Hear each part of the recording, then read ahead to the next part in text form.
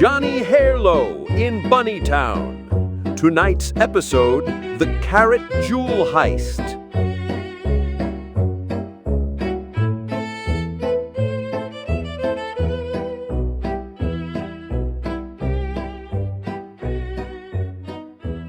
My name is Johnny Harelow, and I've seen enough of Bunnytown's underbelly to know that shadows hold more secrets than stars. Tonight was no different. The city stretched out before me like a glittering web of neon and sin, each light promising something that probably wasn't legal and definitely wasn't safe. I stood on the fire escape of my office building, watching the well-dressed rabbits of Bunnytown's elite hop down the sidewalk toward their evening entertainment. Most of them were heading to the same place, a joint called the Mole Hole, owned by one Max the Mole. If you wanted trouble in this city, Max was usually serving it up with a side of live jazz and watered-down carrot juice. The Mole Hole sat like a glowing tumor on the corner of Whisker Street and Cottontail Avenue. From my perch, I could see the doorman, a hefty groundhog in a cheap tuxedo, checking IDs and taking bribes with equal efficiency. But what really caught my attention was the voice drifting up from the club's main floor. Bunny galore. Even 3 stories up and through brick walls, her voice could stop traffic. Hell, it has stopped me mid-step more than once. She was Max's star attraction, a singer with curves that could derail trains and a voice that could make angels weep. In my line of work, dames like Bunny usually meant trouble with a capital T. But tonight, I wasn't thinking about Bunny galore or her dangerously beautiful voice. Tonight, I was thinking about the call I'd gotten earlier from Chief Catsell. "Johnny," said the chief, his usually gruff voice cracking like old leather, "I need you to see me. It's about Tabby." Tabby was Chief Catsell's daughter, a sweet kid who'd grown up in the shadow of Bunnytown's finest. Last I heard, she was working at the local library, keeping her nose clean and her paws out of trouble. But the chief's tone told me those days were over. I agreed to meet him at his office after hours. Catsell was the kind of cop who'd rather chew glass than admit he needed help, especially from a private dick like me. If he was calling, things were bad. As I made my way down the fire escape, my ears picked up something else drifting from the Mole Hole. Not music this time, but voices. Hushed, urgent voices, having the kind of conversation that usually ended with someone wearing concrete galoshes. I slipped closer to the alley behind the club, keeping to the shadows. Through a cracked window, I could see Max himself, a rotund mole with beady eyes and more gold teeth than good sense. He was deep in conversation with his right-hand rat, a vicious piece of work called Ratso. "Keep an eye on her, Ratso," Max was saying, jerking his head toward the stage where Bunny's silhouette swayed behind the curtains. "She might be valuable." Ratso's whiskers twitched with what I assumed was supposed to be a smile. "Sure thing, boss. What about the other job?" "Tomorrow night. Museum closes at 6. Security makes their last round at 11:30. That gives us a 4-hour window." My blood turned cold. There was only one thing at the Bunnytown Museum worth stealing: the carat jewel. A 200-carat orange diamond that had been the crown jewel of our city for over a century. It was worth more money than most folks could count, and it was guarded by the kind of security system that could give Fort Knox lessons. But Max had never been one to let impossible odds stand in his way. 20 minutes later, I was sitting across from Chief Catsell in his dimly lit office. The old cat looked like he'd aged 10 years in the past month. His usually pristine uniform was wrinkled, his whiskers drooped, and his eyes held the kind of pain that comes from watching someone you love destroy themselves, one bad decision at a time. "It's the nip, Johnny," he said, not bothering with small talk. "Tabby's been using." Nip, the word hit me like a punch to the gut. In Bunnytown, nip wasn't the harmless herb that suburban house cats played with. Street nip was concentrated, processed, and more addictive than anything this side of hell. It started as a mild euphoric, but it didn't stay that way. I'd seen what it did to folks.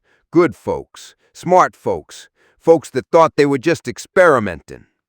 How bad? I asked, though I wasn't sure I wanted to know. Catsell pulled out a photograph and slid it across his desk. It showed Tabby, but not the Tabby I remembered. This version was gaunt, hollow-eyed, with the telltale twitching that came with nip withdrawal. She looked like a ghost of herself. She's been missing for 3 days, Catsell continued. I got every cop in the city looking for her, but he trailed off, his voice breaking. But they're your cops, I finished. And if word gets out that the chief's daughter is a nip addict, your authority goes up in smoke. He nodded, unable to meet my eyes. I need someone I can trust, Johnny.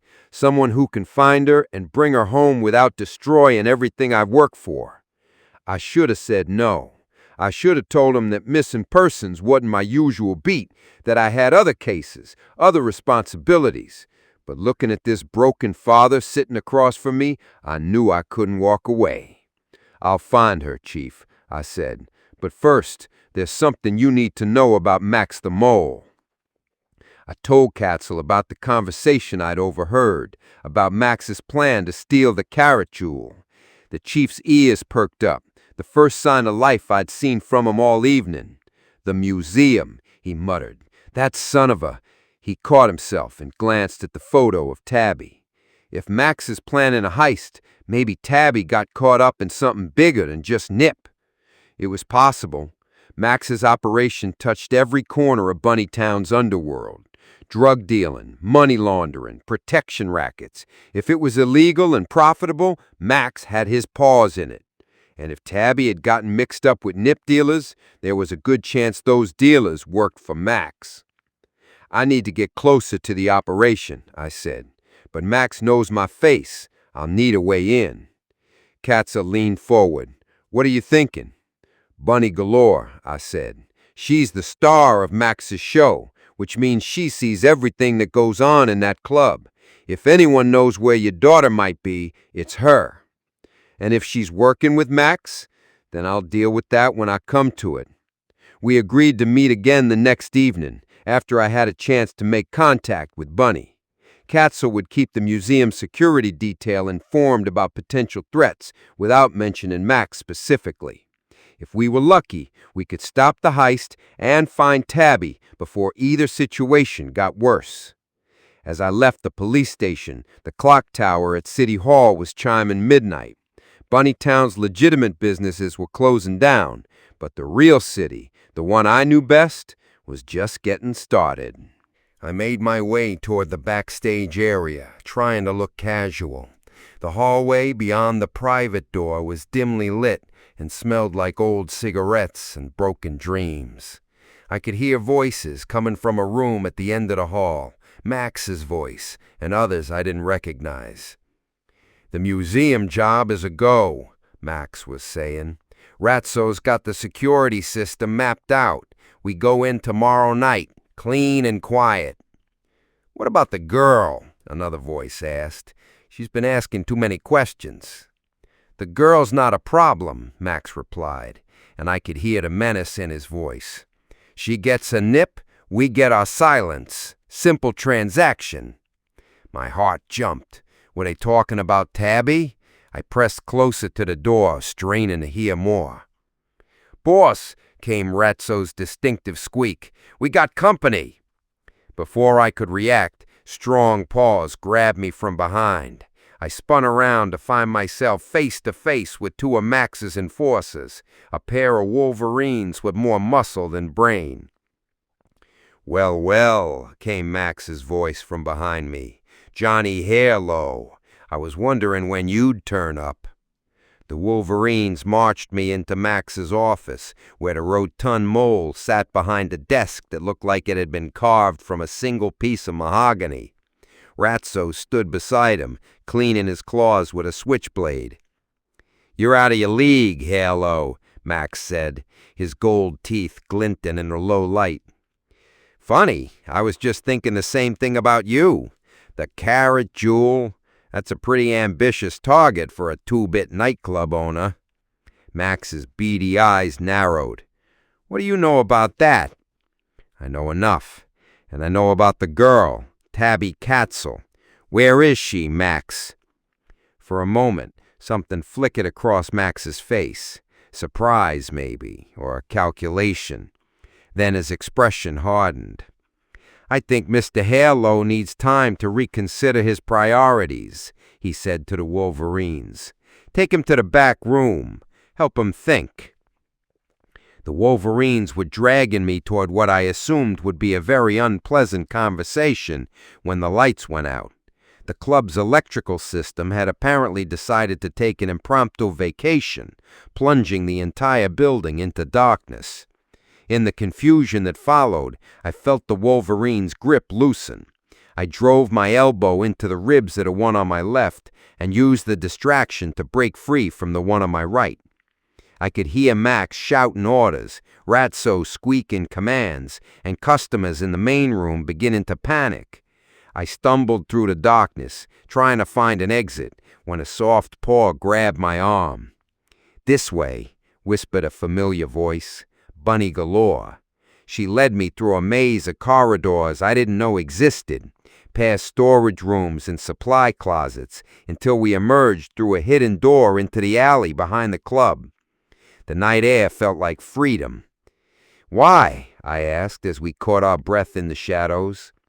Bunny's green eyes reflected the distant streetlights. Because Max isn't the only one with secrets in this city, and because that girl you're looking for, she's my friend. My heart jumped. You know where Tabby is? I know where she was. Max has been using her, Johnny. She needed Nip. He needed information about her father's police operations. It was a trade that benefited everyone except Tabby. Was? Bunny's expression darkened. She's been clean for 2 days. Max doesn't know yet, but when he finds out, she didn't need to finish. We both knew what happened to people who tried to walk away from Max's operation. Where is she now? Safe house on the east side, but not for long. Max is planning something big for tomorrow night, and he's going to need all loose ends tied up before then. The heist, the museum, it was all connected. Tabby's addiction, Max's operation, the planned theft of the Carat Jewel, and now I was caught in the middle of all of it. I need to get to her. Bunny nodded. I'll take you. But Johnny, she grabbed my arm, her claws digging in just enough to make a point. If you're playing me, if this is some kind of setup, I will personally make sure you regret it. Looking into her eyes, I believed her. The safe house was a run-down apartment building in the part of town where rent was cheap and questions were cheaper. Bunny led me up 3 flights of stairs that creaked with every step, past doors that had seen better decades and windows that had given up on letting in light. 3rd floor, apartment 3B, Bunny whispered as we climbed. She's been staying there since she decided to get clean. The door to 3B looked like all the others, scarred, painted over multiple times, and secured with locks that wouldn't stop a determined child. Bunny knocked 3 times, paused, then knocked twice more. It's me, Tabby, she called softly. I brought help. The door opened to reveal a cat who looked like a shadow of Chief Catsell's daughter. She was thin, too thin, with the kind of pallor that came from spending too much time indoors and not enough time eating. I'm getting clean, she said, as if reading my thoughts. It's hard, but I'm doing it. 2 days without Nip, and the shakes are finally starting to stop. That's good, Tabby. That's real good. But we need to get you somewhere safer. Max knows you've been trading information, and when he finds out you're not using any more, he'll know I'm not reliable, she finished. I figured that out. That's why I disappeared. Bunny moved to the window, peering through the blinds at the street below. We need to move, now. What is it? I asked, already knowing the answer from Bunny's expression. Black sedan, 2 blocks down. It's been there since we arrived, and I just saw Ratso get out. My blood turned cold. Max had found us. Is there another way out? I asked, already knowing the answer from Bunny's expression. Fire escape, but it only goes down to the alley. If they've got the building surrounded, then we're trapped, I finished. Through the thin walls, I could hear footsteps on the stairs, multiple sets, moving with purpose. Max wasn't taking any chances. I looked around the sparse apartment, my mind racing. We needed a plan, and we needed it fast. That's when I spotted something that might just save us, an old laundry chute in the wall near the kitchenette. Does that thing still work? I asked, pointing to it. Tabby followed my gaze. I think so. The super said it goes all the way down to the basement. It wasn't elegant, but it was an exit. Bunny, you first, then Tabby. I'll follow. What about you? Bunny asked. If Max's goons catch you, I'll improvise. Now go. The footsteps were getting closer. 2nd floor, maybe 3rd. Bunny squeezed through the chute opening with the grace of someone who'd clearly done more dangerous things in her time. Tabby went next, her thin frame making the passage easier. As I prepared to follow, the apartment door exploded inward. Ratso stood in the doorway, flankled by the same 2 Wolverines from the club. His beady eyes swept the room and fixed on me. Going somewhere, Harelow? I smiled. Just leaving. Don't let me keep you. And with that, I dove headfirst into the laundry chute. The ride down was about as pleasant as you'd expect. A series of bumps, bruises, and near misses with pipes and junction boxes. I landed in a pile of moldy laundry in the basement of the building, where Bunny and Tabby were waiting for me. This way, Bunny said, leading us toward a door marked Utilities. Building connects to the old subway tunnels. They've been abandoned for years, but they run under most of downtown. The tunnels were a relic from Bunnytown's more optimistic past, when the city fathers had dreamed of public transportation that could move citizens quickly and efficiently. Those dreams had died in budget cuts and political scandals, leaving behind a network of concrete passages that now served as home to the homeless and highway for those who preferred to travel unseen. We moved through the darkness, guided by occasional emergency lighting that cast eerie shadows on the tunnel walls. Behind us, I could hear the distant sounds of pursuit. Max's goons had figured out our escape route. How far to the next exit? I asked. 6 blocks, but there's something else you need to know about tomorrow night. The Heist? More than that. Max isn't just stealing the carat jewel for money. He's got a buyer lined up, someone who specifically wants that particular stone. Who? I don't know, but I heard Max talking about it. This buyer is paying triple market value, which means they want the carat jewel for reasons that have nothing to do with its monetary worth. That was interesting and potentially important. The carat jewel wasn't just valuable, it was symbolic. It represented Bunnytown's heritage, its identity. Someone who wanted it specifically might be planning something more than just a simple theft. But before I could pursue that line of thinking, our conversation was interrupted by the sound of gunshots echoing through the tunnel behind us. "Move!" I shouted, and we ran. We emerged from the tunnels near the city's financial district, gasping and 30, but alive. The streets here were empty. Bunnytown's bankers and lawyers didn't tend to work late unless there was serious money involved. I need to get Tabby somewhere safe and then figure out how to stop Max. I know a place, Bunny said. Old church on Meadowbrook Avenue. Father McKitten owes me a favor. As we made our way through the empty streets, Tabby grabbed my arm. Johnny, there's something else about the information I gave Max. It wasn't just about Dad's operations. I stopped walking. What else? The museum security codes. Dad's been working with them on upgrades to their system. I gave Max the new protocols. The weight of her confession hit me like a physical blow. Tabby hadn't just been trading information about police operations, she'd given Max everything he needed to steal the carat jewel. That's how he knows about the security system, and why he's so confident about tomorrow night. Tabby nodded, tears streaming down her face. I was desperate, Johnny. The nip. When you need it, you'll do anything, say anything, give up anything. I put a hand on her shoulder. What's done is done, kid. Now we focus on making it right. But even as I said it, I was calculating the odds. Max had inside information, a motivated crew, and a buyer willing to pay top dollar for the carat jewel. Stopping him was going to require more than just good intentions and detective work. We reached the church as the first hints of dawn were creeping over the city skyline. Father McKitten, an elderly tab with kind eyes and patience earned through decades of hearing confessions, welcomed us without questions. He showed Tabby to a small room in the basement where she could rest safely. "What now?" Bunny asked as we stood outside the church. "Now I need to talk to Chief Catsell, and then we're going to save the carat jewel." Chief Catsell's reaction to the news about Tabby was exactly what I'd expected.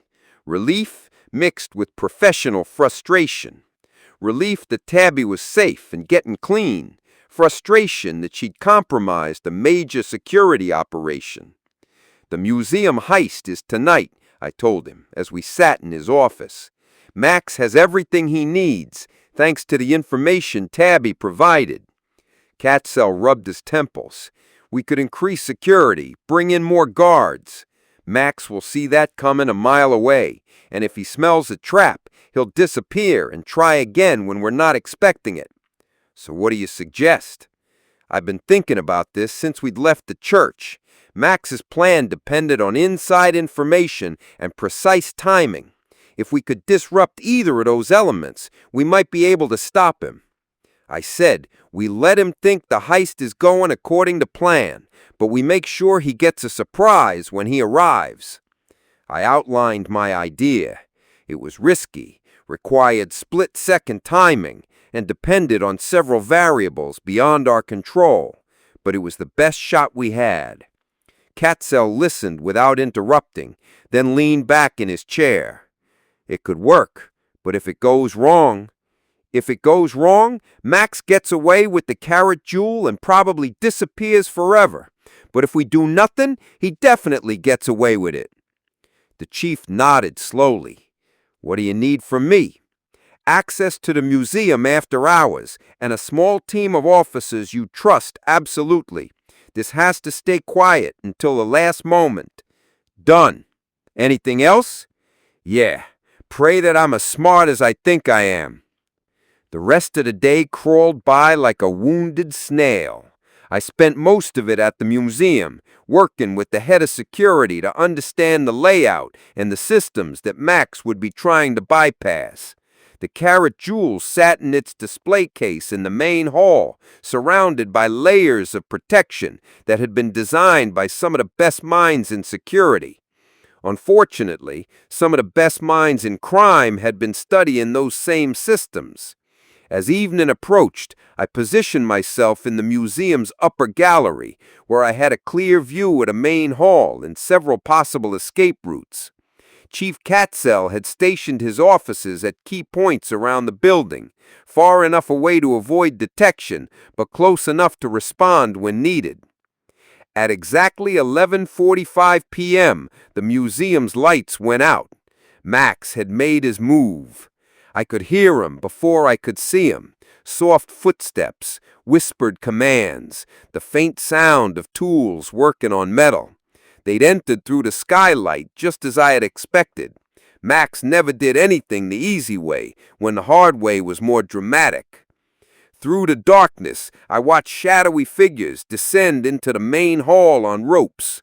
Max himself came down first, followed by Ratso and two other figures I didn't recognize. They moved with practiced efficiency, heading straight for the carat jewel display. This was it.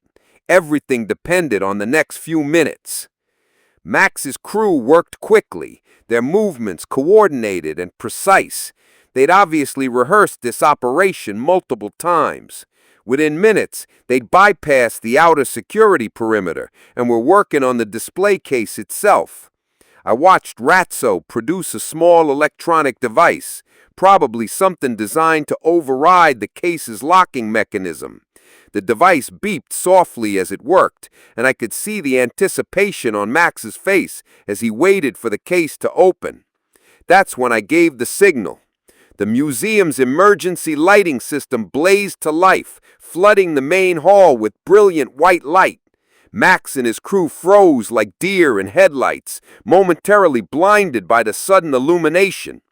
"Bunnytown police!" Chief Catsell's voice boomed through the hall. "You're surrounded!" But Max recovered quickly. Instead of surrendering, he shouted something to his crew, and they scattered in different directions. Ratso grabbed the electronic device and made a break for the east wing, while the other two headed for separate exits. Max himself dove behind the carat jewel display, using it as cover while he pulled out a gun. "Should have minded your own business, Harelow. This doesn't concern you."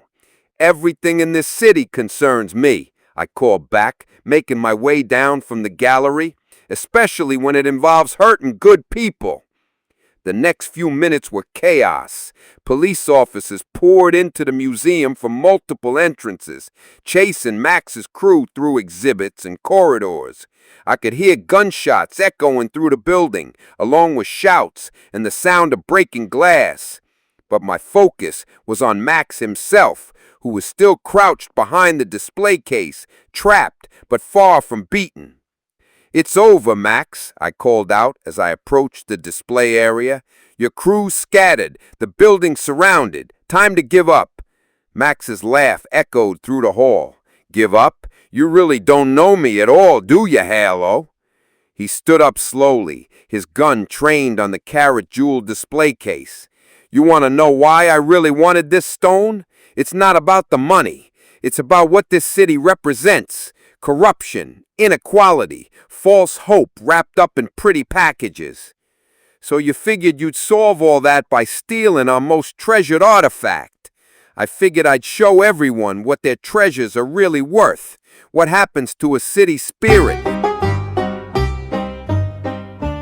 2 weeks later, I was back in my office, feet up on my desk, reading the morning paper. The headline story was about the museum's new security improvements, funded by a generous donation from an anonymous benefactor. Word was that the donor wanted to ensure that the carat jewel would remain safe for future generations of Bunnytown residents. The story didn't mention that the anonymous benefactor was actually the insurance company that would have had to pay out if the jewel had been stolen.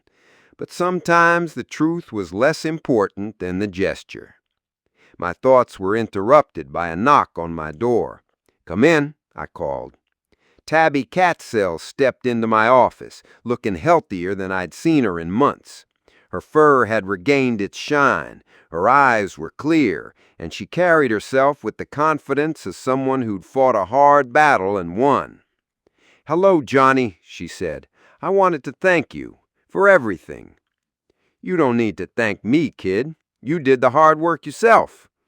"Still, if you hadn't found me when you did," she trailed off, then brightened. "Anyway, I wanted you to know that I'm starting a support group for other animals struggling with nip addiction. Father McKitten is letting us use the church basement."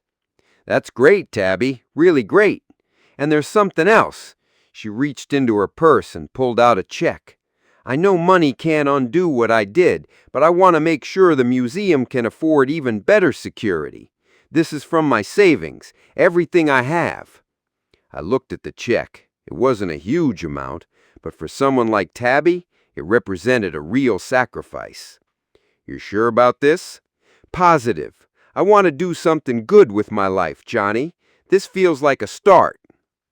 After she left, I sat back in my chair and looked out my window at the city below. Bunnytown stretched out in all directions, a maze of streets and buildings that held millions of stories, some tragic, some triumphant, all human in their complexity. Somewhere out there, Bunny Galore was planning her new nightclub. Chief Catsell was working to rebuild his relationship with his daughter.